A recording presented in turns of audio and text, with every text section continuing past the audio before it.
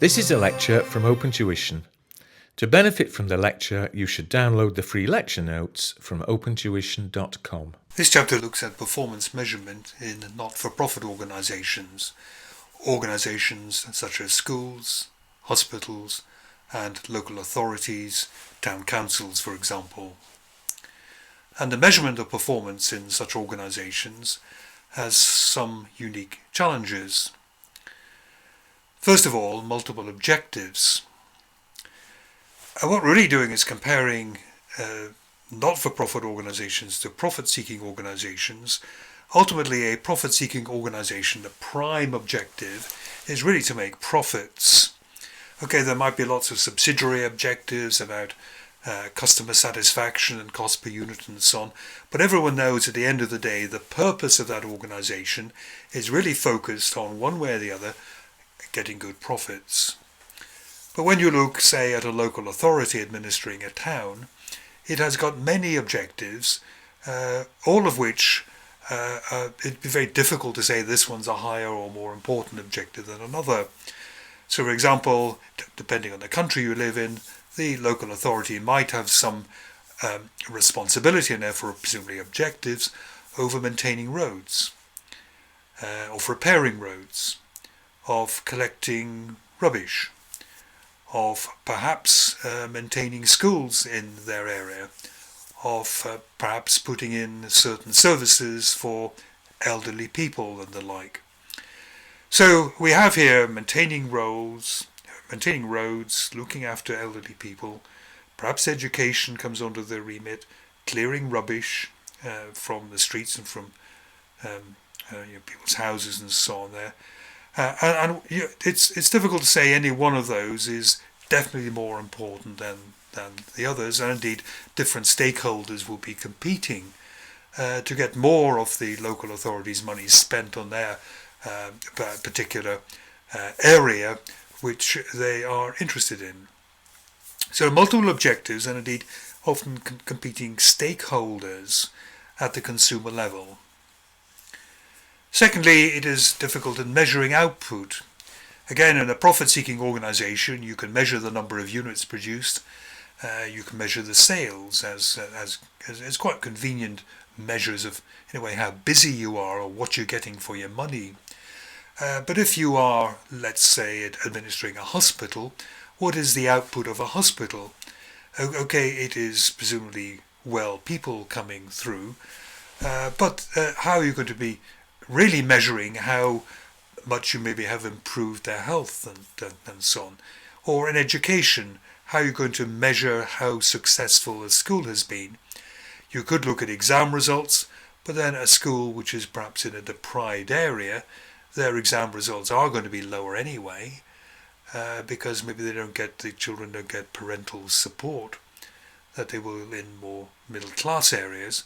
And again, there are factors which come into measuring output which make it very difficult to compare the performance of different not-for-profit organisations. There are financial constraints, and often these financial constraints are almost politically or motivated, so they are. If the school wants more money to spend on its pupils, it can be very difficult for it to go and get that extra money if it's a publicly funded organisation. So very often what it has to do is to live within a cost constraint and do the best it can with the resources it's been given. Political, social, legal considerations. Legal considerations might be that a school in a particular area has to take every child of school age in that area, no matter how crowded the school is. Or a hospital has to accept patients who come. And again, this is making performance measurement more difficult to know how are we going to compare or measure or make allowances for performance if overcrowding becomes endemic. Often little competition. So there's one school in each area, one hospital in each area, they're not competing with each other. Competition is important for all sorts of reasons, but particularly in performance measurement here, we often measure performance by benchmarking. And if you don't have a direct comparison in your area, the town or the country, then getting a valid benchmark for which you can then use to set objectives is going to be quite difficult. There is no profit motive. I think we've probably covered that already, but a profit motive, we all agree that in a profit-seeking organisation this is a good way of measuring success in those organisations. It is of course absent here, and we've got a bit of an empty space to see what's going to fill that vacuum. And finally, consumers are not necessarily the ones paying for goods. One of the things we might be able to say here is if you're not paying for something, there's no marginal cost to you for that, then consumers can be encouraged, not encouraged, but almost human nature will make you demand more and more and more of a resource for which you're not paying. So the marginal utility, the marginal usefulness might be very low, but this is no way of stopping people demanding more of it. And it can be difficult to say when the standard of service has got high enough. It's not something which is regulated by market forces anymore.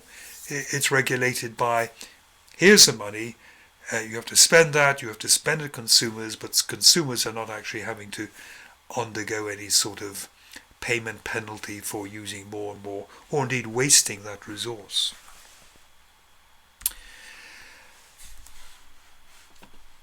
One of the most useful approaches for talking about not-for-profit organisations is the 3 E's. And I look at it as a kind of hierarchy here. The first thing you have to decide is what is the proper purpose of that organisation? What should it be doing? And that is essentially its effectiveness. You can only be effective if you do what you think you should be doing. So in the UK we have our health service, and one of the things that the health service does not set out to do is to carry out cosmetic surgery. That's cosmetic surgery for reasons of vanity. If somebody thinks that their nose is the wrong shape, then in general the National Health Service is not going to pay for them to have their nose remodelled. Obviously, if you were involved in a bad accident, it would try and repair your face and so on, but it doesn't do plastic surgery for vanity. So that is simply outside its scope. It is simply not interested in this. It's not part of its measure of effectiveness. So we have to decide what should we do, and then when we decide what we should be doing, we have to make sure that we are doing that efficiently. And efficiency is really a measure between inputs and outputs. It's kind of looking at cost efficiency. So in a hospital, we know what certain operations cost. You can cost them up pretty precisely. The number of scalpels used, the number of sutures used, the number of people involved in the operating team and so on there. The difficulty to some extent then comes in balancing that with the output that you're going to be getting there. But nevertheless, for a particular operation or particular disease, there may be a choice of treatments. So in a hospital, if you have to have your appendix out, they could got a great big hole, great big incision down there. They could use the normal way, the traditional way of removing your appendix. Or what they might say is, right, we're going to try keyhole surgery, where they just poke through some little probes and so on. You go into the big opening and so on. And they should be looking at cost and benefits. So people with keyhole surgery tend to spend less time in hospital, but they tend to have slightly more complications afterwards. And they should also be looking at maybe different pharmaceuticals, different drugs, and what the benefits are coming out of that, because everybody's budget is going to be limited, and it's important that we spend these restricted resources efficiently. And finally, we have economy. Once we've decided on, let's say, which drugs we're going to use, then get into what you might call normal commercial contracts. Bulk buy, have skilled negotiators, join together with some other hospitals so you can present yourself as a really big purchaser and get the best possible price you can out of your suppliers. So efficiency first, effectiveness first, then efficiency, then economy. It won't necessarily give you the answers, but it is a useful framework to be discussing performance measurement in not-for-profit organizations. Also within this section we cover value for money audits. How do we know that the local school is providing value for money, or the local authority is providing value for money in, let's say, its rubbish collection services? So it's whether or not the outputs have been achieved given the amount of inputs that we've been able to put into that. Or is there a cheaper, better, more efficient way of organising it? It says here, often we will go back to the 3 E's as a starting point. What do we want to do, effectiveness, and then look at the efficiency and the economy. It's largely subjective, because when you're looking particularly at the outputs, how good is education, how good is healthcare, how good is road maintenance, it can be quite difficult, or certainly quite subjective, to set up performance measures for those. And we're really saying, do we feel that the service is good value for money? And if we don't, have we any evidence for saying, well, there might be a better way of doing that? Perhaps instead of doing the local council doing something internally, it should maybe subcontract. And the government from time to time think this is the way to go. Subcontract, get contractors competing to win the tender, and this is the way of getting good value for money for your taxpayers. To measure it, benchmarking is very important. We can compare how one school is doing compared to another. What are the costs in one hospital compared to another? What sort of outputs are they getting from their different establishments? We need to establish performance indicators, although, as I said, that can be difficult.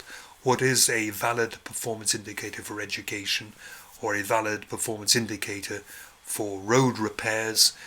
Should we have potholes repaired within 2 weeks? Does it depend on the size of the pothole? Should we vary the time depending on the time of the year? Because in winter many more potholes will open up than in summer, and so on. Best practice. Many types of organisation develop rules for best practice. This is what you have to do, and this is almost helping us to set what the performance indicators are. If you adhere to the measures which have been established in best practice, it takes some of the argument out of the situation. And finally, internal audit. Internal audit can be used within organisations, not-for-profit organisations as well, to try and keep tabs on their performance. Internal audit has often the time and the expertise to go round and try to measure, this is what is being spent and this is what you're getting for that. Is that good value for money?